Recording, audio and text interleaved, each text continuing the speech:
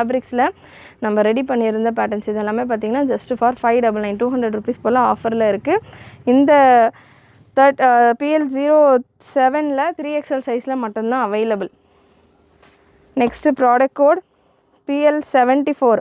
PL74 again இதெல்லாமே 699 ரேஞ்சில் நம்ம கொடுத்துருந்த பேட்டர்ன் 599 ஆஃபரில் உங்களுக்கு அவைலபிள்.